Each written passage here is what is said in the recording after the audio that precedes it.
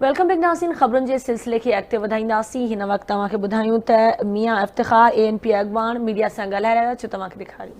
Vote कम है तो शायद इसलिए हमें वो वक़्त नहीं मिल रही। अब तो पार्लियामेंट में अक्सरियत साबित करके भी हमारी बात नहीं मानी जा रही।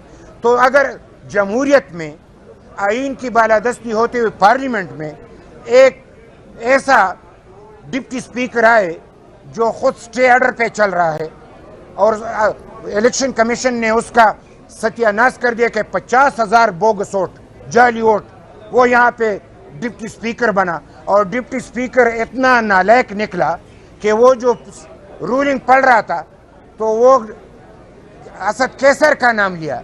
जैसे बंदा पर्चे में नकल करता है तो फिर वो नकल के साथ उसमें लिखे होते कि दूसरे सफ़े पे देखो, तो इसने साथ में ये भी लिखा है कि सफ़े को उल्टा करके दूसरे सफ़े पे देखो। यानी रूलिंग किसकी है, पढ़ा किसने है। उस पे तो आदमी एतमाद के लिए हमने यानी वहाँ पे असम्बली में हमने मोशन दाखिल किया हुआ था, तो स्पीकर तो आ नहीं सकता था, तो आने के काबिल नहीं था, उसका इसने नाम लेके रूलिंग पढ़ी, गैर आईनी तरीके से पढ़ा, किसी तौर ये काबिल कबूल नहीं है। और ये बात अगर आज तो चूँकि हम एहतराम करते हैं अदलिया का और हम अदलिया के सामने खड़े हैं, और इसलिए खड़े हैं कि ये अब पार्लियामेंट के अंदर की बात नहीं रही। बहुत सारे यहाँ पे आर्गूमेंट्स होता है और वो ये कहते हैं कि पार्लियामेंट के कार्रवाई पे अदालत में बात नहीं हो सकती। ये पार्लियामेंट के कार्रवाई पे बात नहीं है, ये आइन के तोड़ने पे बात है। ये तो तुमने आइन को तोड़ के रख दिया है, तो इसके बाद फिर तो पार्लियामेंट की अक्सरियत तुम नहीं मानते, तो फिर पार्लियामेंट कहाँ जाए। तो हम आइन के तोड़ने वालों का साथ हिसाब करेंगे और तवक्को रखते हैं कि तमाम इदारे आइन की बालादस्ती के लिए काम करे। इसी में पाकिस्तान की भलाई है, इसी में तमाम कौम की भलाई है। सवाल ले लें कि आर्टिकल 5 के तहत 70% सियासतदानों को गद्दार करार दे दिया गया है। इमरान खान की जानिब से इलेक्शन का कहा जा रहा है, क्या वही गद्दार इलेक्शन लड़ेंगे दोबारा?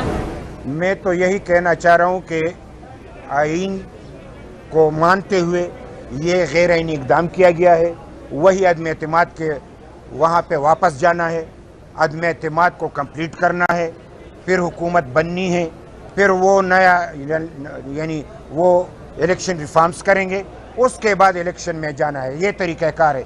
इन्होंने तो अपनी चोरी छुपाने के लिए इक़दाम किए हैं कि फटाफट इलेक्शन हो कि हमारे साथ हिसाब ना हो।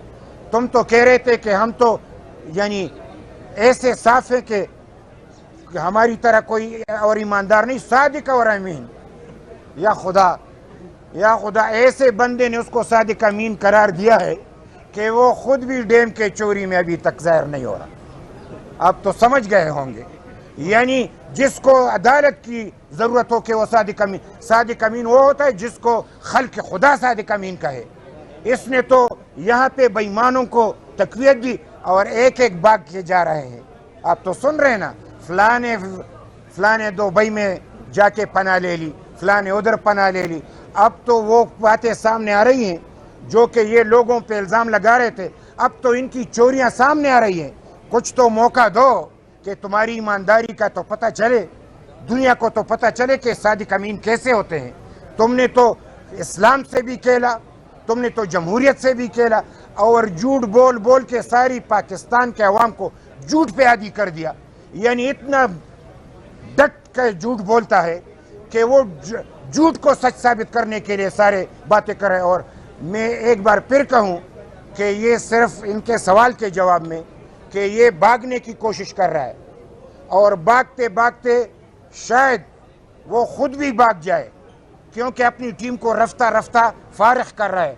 जब कप्तान इस काबिल हो जाए कि वो अपनी टीम को बाहर भेज रहा है, तो समझो कि आखिरी कप्तान भी भागने वाला है। तो हम किसी को भागने नहीं देंगे।